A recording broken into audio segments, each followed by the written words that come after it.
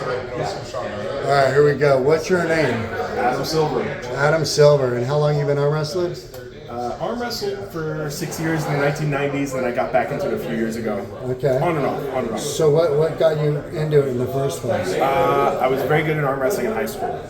And then when my first year of college, I started to beat a lot of kids. And I met up with Les Wims, who is a national champion in Maryland, little guy. I didn't know that name. Yeah, I started practicing with him, and then eventually I started to practice with Dave Patton. Wow, I didn't know that, dude. Travis Bagent used to come over occasionally. Wow, I had no idea. I knew nothing about that history. Yeah. Okay, so Dave Patton, he was actually a pretty decent arm wrestler. Yeah. Like 10-time world wrist wrestler. Exactly. Yeah, he was killer top roller. That was his thing. Yeah, I've only actually arm wrestled Dave once, and believe it or not, I fouled out for trying to outload him. Yeah. Really? Yukon Jack, 1992 Nationals. Okay. Yeah, crazy. Yeah. So, you've been arm wrestling for how many years again? So I did it for like 6 years in the 1990s, and then maybe 7 years, and then I took it up again a few years ago in Dubai. But I started off, I haven't trained in 25 years, so it's like I'm starting over again. And then I had a bunch of little injuries here and there, and I tore my rotator cuff. I'm a mess. I'm 53. So, You're only 53. 53. So I'm 59, so I'm a little older than you. You're in great shape. Yeah, and you're on my tail. So Right. what's on the agenda for you like next? So this is healing. I do plan to start competing most likely next year. My left arm is not as strong as my right. My left used to be a lot stronger, but I have some nerve damage. Again, these injuries that I had recently, I had a cervical spine injury. Okay. And so I have plates in there. Nice. But it seems to be coming back because I'm starting to beat people lefty now. Good, you're coming Who back. knows? Yeah. Feeling good, feeling confident. But I do want to compete next year. Good, right on. Yeah. Now, if you had a favorite arm wrestler, who would that be? I would say, of course, besides John Persing, Dennis Knockoff was my favorite. Yeah. Really? He was my favorite. Why? Okay, so I'm involved in the bodybuilding industry, and I have been since 2000. Bodybuilding, fitness, and strongman and stuff like that. And he kind of did the strongman route, was jacked, looked super amazing, and I kind of followed those types of athletes. And then he became obviously this world champion arm wrestler. So I kind of like that. I aspire to be like that. Yeah, you know what? I kind of admire Dennis too because there's not a lot of arm wrestlers that don't try to like manipulate the grip or try to somehow get an advantage before go. John Brzezinski being one of them. Yeah. Ron Bath. Yeah. You know, there's a handful of guys that are like that, which I call like gentleman arm wrestlers. Yeah, right. They go up there, it's like old school arm wrestling. Let's go.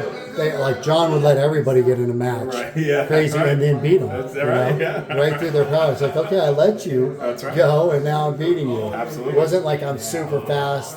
I can beat you because you can't stop me because I'm so quick. Yeah. So that's cool about Dennis.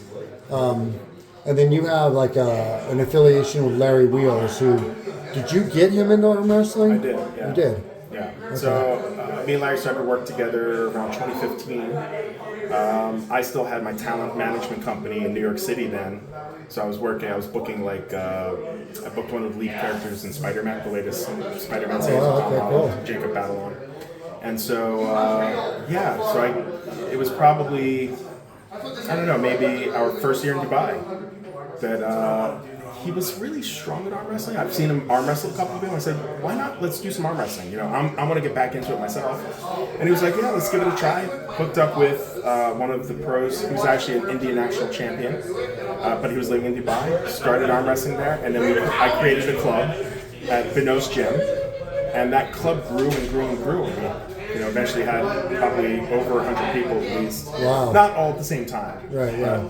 But we would have sometimes big practice where we had 40 or 50 people. So, Very cool. Right on. Yeah. That's cool. That's some great history right there. Yeah. And then I always wanted to promote, so I came up with the concept for King of the Table. Larry actually came up with the name, but the whole concept of doing it was me. And then I brought in Don Idris, who's the owner of Core Sports, to do our production work because I was working with Don to some extent. And it just blew up. It blew up, yeah. That's awesome, Other dude. people. Great event. Yeah. Great event.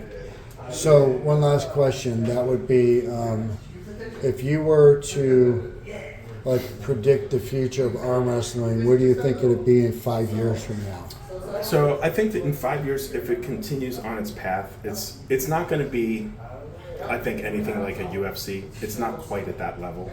But in the next 5 years, I think it's going to at least double, triple in size. Because now I think more of the general public is getting to learn more about arm wrestling. Yeah. And look, it's due to, I would say, that Devin's an influencer. You know, he has like 1 million subscribers on his YouTube channel. It's like, Well, him and Antoinette. I mean, E.T., the arm wrestling whisperer, Yep, has absolutely. blown up like Larry. unreal. Yeah, Larry. You know, I feel like I was a big part of the whole Larry thing. 'Cause Yeah, I was absolutely. involved in that. Sure. So Now we got Brian Shaw, some Brian of these Shaw. other big bodybuilders jumping in. Scott Mendelson's about to jump back in the wagon. right. So, yeah. And having all these different influencers and stuff really helps kind of spread the word about the sport. Yeah. You know, and Well, it's internet driven these days. Everything's through the internet. So Right. social media, all that. Just that's just the way it is. That's the life we live. Yeah, and I like looking, you know, obviously I'm on YouTube, I have my own channel, Adam the Bodybuilder Bully, where I arm wrestle bodybuilders and beat them up, and they sometimes beat me up. But I'm seeing small channels here and there, all these different clubs from around the world that are popping up, and it's just absolutely amazing. It is. Yeah, Right on, Adam. Well, hey, it was good talking to you. absolutely. And Always we'll good see talking to you. We'll see you at the next one, brother. Peace. Peace.